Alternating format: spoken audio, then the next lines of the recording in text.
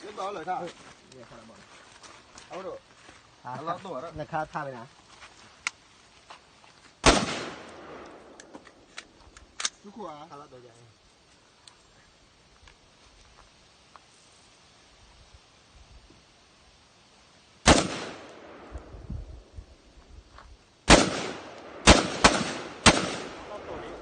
หักข้อข้อละตัวคนเดียวลาบไหลนะลาบไหลบุญนาเตยลาดเท่าไหร่